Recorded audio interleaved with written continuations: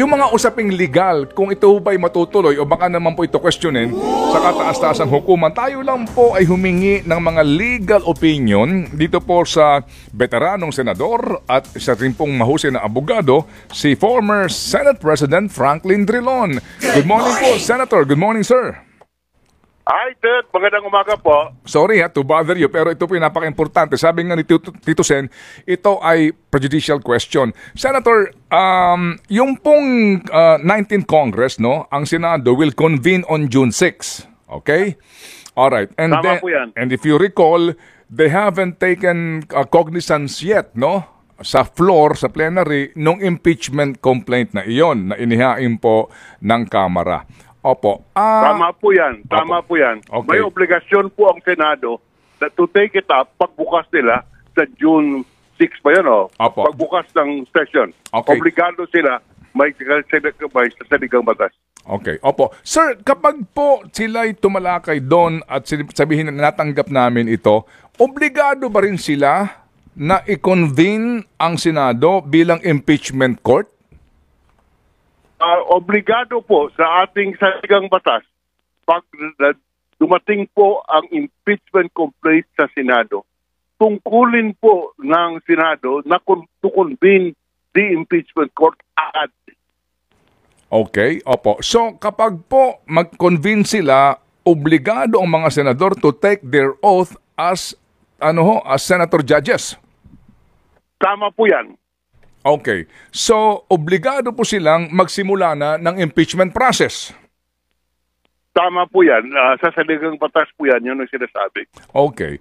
Ang question po ni Senator Tito Soto o ng iba is that aabutan po ng adjournment, no, ng pagsisarado po ng 19th Congress itong impeachment court na ito. Will it be still valid yung pong impeachment complaint na kanilang tatalakayin on June 6? At yun ho bang mga senador na nanumpa bilang senator judges ay carry over po ngayon pong 20th Congress, Senator? Unang-una, Ted, ang impeachment court na bubuuhin sa June 6 ay buhay hanggang June 30. Liwanagin natin, hindi yung pwede pong talakayin ang kailangan talakayin ang impeachment complaint umpisa sa June 6 hanggang June 30. Yan po ang buhay ng 19th Congress. Ngayon, pagdating sa 20th Congress, iba na ang mga senador. At yung 19th Congress where the impeachment complaint was filed will expire. Tanong, mayroon bang kapangyarihan ang 20th Congress, pati yung Senado, na ipagpatuloy ang inumpisahan ng 19th Congress? That's an open question. Ngayon lang po mangyari yan. 2 beses po ako naupo as impeachment court, Senator Judge. At ako po yung Secretary of Justice ng ilang taon, 4 na taon. Yan pong issue na yan ay hindi po nare-resolve. Kaya po ang mangyayari ganito, sa aking tingin bilang abogado, pagpasok ng 20th Senate, 20th Congress, ang gagawin ng kampo ni Vice President Duterte, i-questionin po ang jurisdiction ng 20th Congress. At ang unang magde-decide po niyan kung may jurisdiction o wala ay yung 24 senators ang impeachment ang senator judges. So ulitin ko lang, ang unang magde-decide sa question ng jurisdiction ay yung 24 na senator judges. Ano man po ang decision nila ay dadalhin po sa Korte Suprema yan. Halimbawa, sabihin natin ang 24 sa Senate Judge sabihin, may jurisdiction kami dahil ang Senado ay continuing body at naumpisahan na ito ng Senado bilang impeachment court, patuloy po ang aming jurisdiction. Hindi po mawawala dahil sa nag-expire yung 19th Congress, kaya ipagpatuloy namin ang paglilitis ng kaso dito po sa impeachment court. Yung decision na yan na gagawin, kung yan ang gagawin ng impeachment court, dadalhin ng kampo ni Vice President kung gusto nila dalhin nila sa Supreme Court on a question of jurisdiction. Ngayon, so that's one scenario. Kung sabihin ng impeachment court, wala na kaming jurisdiction dahil sa yung nagbuo ng impeachment court ay nag-expire na ang Kongreso. Yan po ay dadalhin din, kung gusto nila, dadalhin ng House of Representatives bilang impeachment prosecutors doon po sa Supreme Court to decide on the question. So, yan po, Fred, ang sinasabi namin bilang mga abogado, yan po ay case of first impression. Ang unang-unang kaso na ganyan. Hindi ko alam po ang jurisprudence sa Amerika dahil hindi ko man napag-aralan ng masinsinan nito. But just painting the next steps, yun po ang aking nakikita. Okay, opo. Sige, so ito ho ngayon, himayin natin ng kaunti, Senator Frank. Ito po kasi kung manunumpa itong 24 ngayon bilang mga senator judges, meron diyan na mga kumbaga retiring na wala na po sila sa 20th Congress. So kung manunumpa itong kasalukuyan nakaupo diyan at mawawala po yung ibang senador, nangangahulugan sa 20th Congress pasusumpain na naman yung mga bago bilang senator judges, ganon. Tama po yan. Yan po ay sa ating appellate courts. Halimbawa, sa Korte Suprema, pag may kasong pending, umabot ng compulsory retirement age ang ilang mahistrado, hindi ibig sabihin wala ng jurisdiction ang Korte Suprema. Ang bagong ang bagong appointed na Supreme Court Justice, yan po ang mag-take over at ipagpatuloy ang paglilitis ng kaso ng kaso.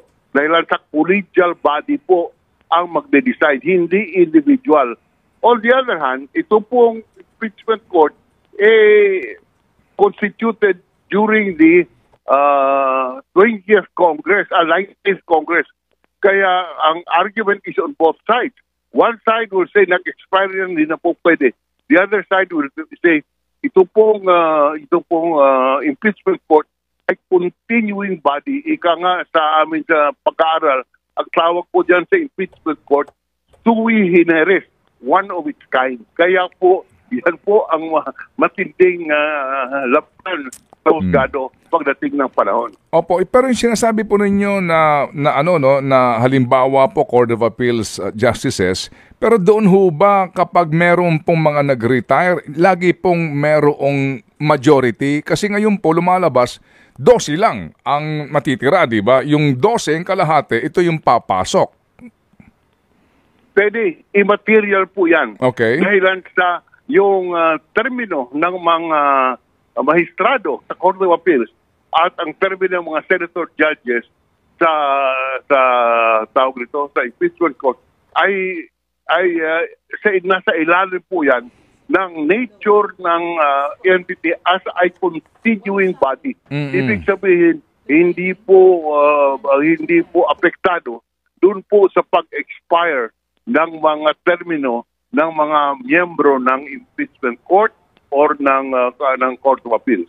Okay. So kung sakasakali po na magsimula yung 20th Congress, maliban doon sa kampo ng Vice Presidente, sino mang senador na magke-question doon sa komposisyon ng impeachment court, ay maaari din dumulog sa kataas-taasang hukuman, di ba?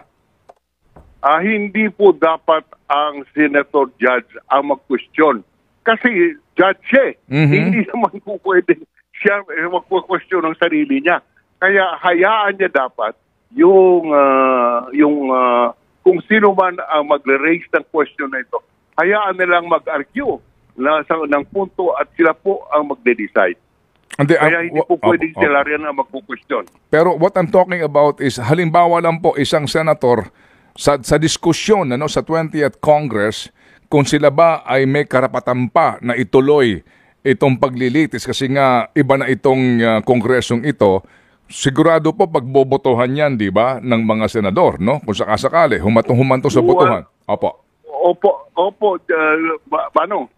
There is nothing that will prevent a senator judge from questioning the jurisdiction of 20th Congress. Wala pong nagsasabing hindi like a question. Ngunit sa aking tingin po ay hindi maganda. Dahil sila po ay dapat neutral at hayaan nila ang prosecution at saka defense na mag-argue tungkol sa jurisdiction. Okay. Hindi po sila dahil sila magde-decide. Opo. Sige. So Senator Frank, sabi ho ninyo, ito po ay magiging unang kaso ito, unang sitwasyon ito, and this will be really very, very interesting.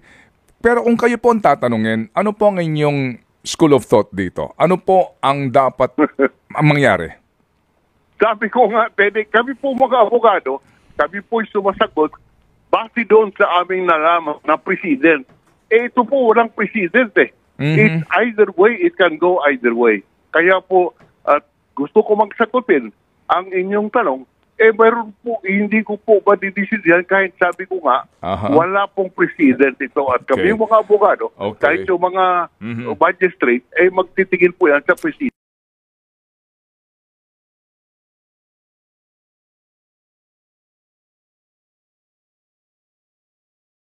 Na hindi pwede na magtuloy itong impeachment court sa 20th Congress, nangangahulugan po na patay na yung impeachment complaint. At tama, ano po? Tama? Patay na siya. Pwede po ma-argue yan.